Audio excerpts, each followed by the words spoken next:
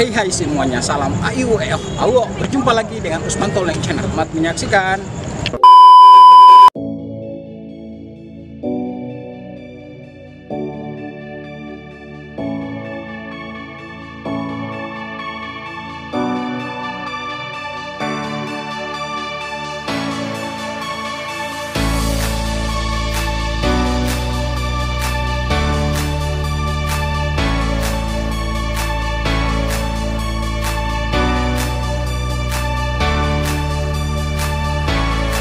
Kepada kita semua di dalam hati dan sanubari kita dengan keyakinan masing-masing untuk mengucapkan Bismillah.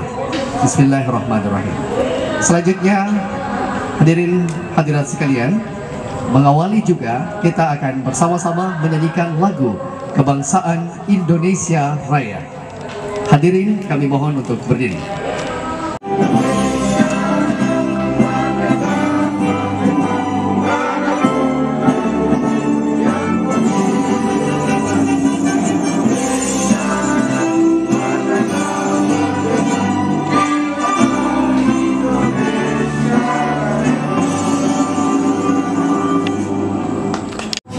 Salah satu penemuan terbesar yang pernah terjadi dalam peradaban adalah ditemukannya buku.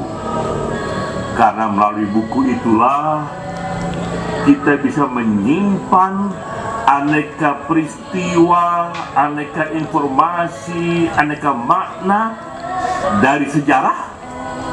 Lalu melalui buku itu juga ketika ia menyebar melintasi zaman, melintasi waktu, melintasi wilayah, ia pun sampai kepada masyarakat yang lain, kepada generasi yang lain, dan isi buku itu memberikan inspirasi, memberikan lesson to learn kepada zaman yang berbeda, kepada waktu yang berbeda, kepada generasi yang berbeda.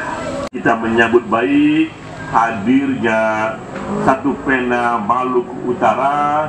Ini forum bagi penulis, bagi teman-teman kreatif.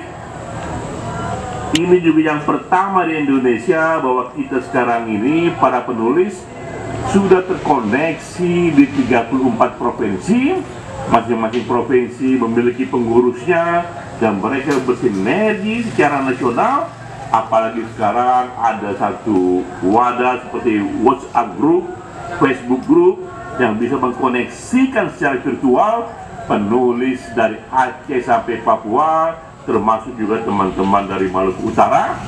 Dan kita ucapkan selamat terbentuknya perkumpulan penulis di Maluku Utara. Koordinatornya adalah kawan kita Rahmat Abdul Fattah. Sambutan ini akan disampaikan oleh pembina Satu Pena Maluku Utara. Kita sambut dengan tepuk tangan yang meriah kepada Bapak Zainuddin M. Ari.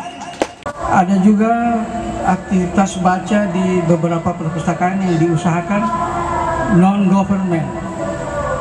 Kita tahu ada beberapa perpustakaan di sini.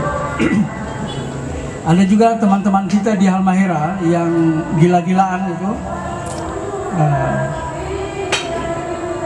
Saya lihat 5 tahun terakhir gairah tulis, gairah baca ini tumbuh. Saya kemarin di Sula saya cari-cari apakah yang semacam itu ada nggak. Ternyata ada semacam ketidakseimbangan di kota ini. Tinggi sekali aktivitas tulis ini, tapi di daerah-daerah lain seperti di sana saya lihat itu tidak sehebat yang di sini. Ini bagi saya menjadi peluang bagi kita. Mungkin Satu Pena bisa menjadi pena kedua, ketiga dan lain-lain di tempat lain. Rahmat Desu Bagaro-Garo itu tadi pesannya dia tidak bicara begini, pesannya dia membaca puisi. Bapak Ibu, para hadirin semuanya, yang pertama yang kami sampaikan kepada teman-teman semuanya adalah sebagaimana juga yang tersaji pada malam hari ini, Satu Pena kami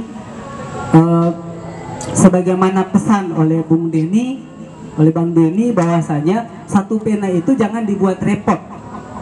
setiap buat kegiatan yang dipikirkan adalah jangan buat yang gede, yang besar dalam sebuah ruang yang besar, lalu kemudian akhirnya energi habis hanya dengan berpikir buat backdrop yang besar, lalu kemudian mengundang orang yang banyak, lalu setelah itu karena sudah capek, habis energinya, lalu akhirnya tidak bisa lagi menulis. Itulah sebabnya Bang Denny bilang, buatlah sesederhana mungkin, ya, karena kemudian akhirnya kami Satu Pena di seluruh Indonesia, beberapa teman-teman Satu Pena kemudian menangkap itu, dan kami di Maluku Utara, saya ngobrol dengan ketua, dengan saya, dengan teman-teman, iya, itu sejalan. Kenapa kemudian ketika saya ditelepon oleh Bang Denny untuk kemudian menggerakkan Satu Pena di Maluku Utara, saya bilang ada boleh, tapi saya tidak jadi ketua. Saya hanya koordinator untuk mencari pengurus untuk menggerakkan Satu Pena di Maluku Utara. Dan kedua, saya bilang bahwa boleh juga Satu Pena, tapi jangan terlalu formal, dibuat informal saja. Itulah juga pada malam hari ini teman-teman bisa lihat kami memilih tempat ini. Ini sangat luar biasa tempat ini. Terima kasih teman-teman Jenggala Raya telah menyediakan tempat yang sangat luar biasa ini, gitu ya. Karena menurut saya justru pembelajaran yang paling terpenting itu adalah kebebasan untuk berpikir. Tadi kemarin ketua bilang orang pakai pakaian apa? Tidak ada. Di Satu Pena tidak ada formal, tidak ada batik. Pakaian apapun selama nyaman silahkan. Di sini yang mau pakai jilbab, mau tidak pakai jilbab, silahkan di Satu Pena. Karena pada intinya kami bilang bahwa proses pembelajaran itu sesungguhnya adalah pembebasan ruang berpikir. Apalah arti Anda menulis lalu kemudian ketika Anda tidak bebas. Tapi yang paling kita butuhkan adalah di jalan sunyi. Teman-teman senantiasa berada dalam sunyi, tetapi bisa menghasilkan karya yang besar. Tidak seperti di Kota Ternate, itu akan menjadi kami di pengurus untuk pengembangan di daerah-daerah terpelosok. Untuk langkah awal mungkin Satu Pena Maluku Utara, kita yang pertama akan menerbitkan antologi puisi yang mungkin sementara dalam penggarapan untuk pengumpulan. Kemudian kita akan juga menerbitkan buku-buku gitu. Dan kita mendata penulis di Maluku Utara mungkin yang belum sempat terdata. Pena Maluku Utara telah membubuhi tanda tangan sebagai bentuk deklarasi welcome kepada Satu Pena Maluku Utara. Semoga dapat menjadi wadah untuk menyemangati para pelaku literasi yang ada di Maluku Utara ini. Selanjutnya boleh spidolnya berganti ke Pak Joyo. Kami mengundang Pak Joyo, silakan. Spidolnya berganti. Oke.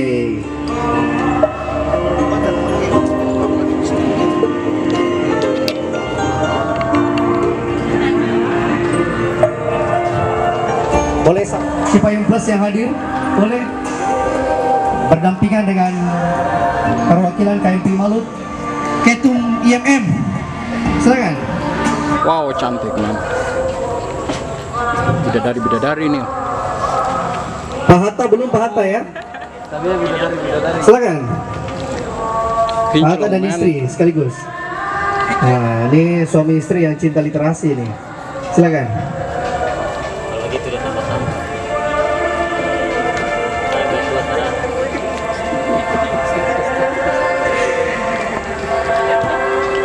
Oke. Sambil bergantian spidol diletakkan, yang lain boleh maju untuk mengambil spidol kembali ke depan dan kita bubuhi tanda tangan sebagai bentuk deklarasi selamat datang kepada Satu Pena Maluku Utara. Tapi tentang merawat ingatan dan melawan lupa. Lupa janji dan kembali berjanji. Lupa rakyat dan terus berjanji. Lupa posisi dan suka memukul. Yang kian hari terus diuji justru oleh pemerintah dan antar sesama anak bangsa. kita jadi seolah pasrah, tak peduli, atau hanya sekedar obrolan lepas tanpa makna. Kepada kawan-kawan di jalan kesunyian, lahirkanlah panji-panji perlawanan dengan pena. Kita beri kesempatan terakhir, ingatkan mereka tentang makna bernegara. Tuliskan sair-sair dalam sunyi yang panjang, sair kepemimpinan dan kemunafikan, puisi-puisi kemiskinan dan keberpihakan, prosa-prosa kebijaksanaan pun kesajaan, dan sajak-sajak perlawanan bercakar, bertarik. Sebab penulis tidak melulu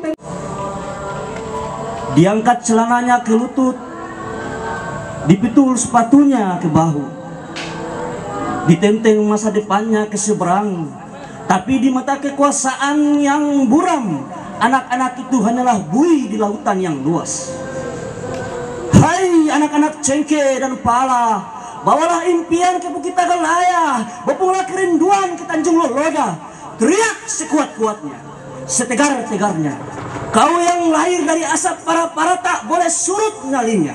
Sebagaimana ombak Mulopopo keras menghantam karang kepungahan. Di sini, di suatu tempat yang harum bau kopra, aku melihat seorang nelayan mengikat nasibnya di Pandara, sementara matanya yang sayup, luka menganga begitu lebar.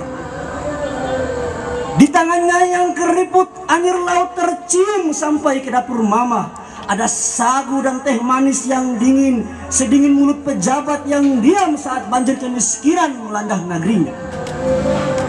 Di seberang ada tanah yang hilang, ada tangis yang keras, tapi tangisannya tertutup suara bulldozer yang menggilas hutan Halmahera. Suara yang kian hari melanda sepantung jantung pulau anak-anak cengkeh dan pala. Tapi di suatu tempat yang harum bau kopra, kata-kata tak boleh padam, sebab masih ada cangkul yang harus dipikul, masih ada sungai yang harus mengalir, masih ada asap yang harus mengepul di dapur mama. Halmahera 2022, Rajif dulu. Terima kasih Bung Rajif. Bung Rajif ini saya coba searching YouTube, ada puisi-puisinya beberapa di YouTube yang ternyata enak untuk kita dengar juga. Mungkin setelah ini teman-teman bisa searching di YouTube puisi Bung Rajif, bisa didengarkan di rumah juga. Tadi penyebutannya tentang cengkeh dan pala, kopra, ya, yang menjadi komoditi besar yang ada bagi anak negeri kita di Maluku Utara ini.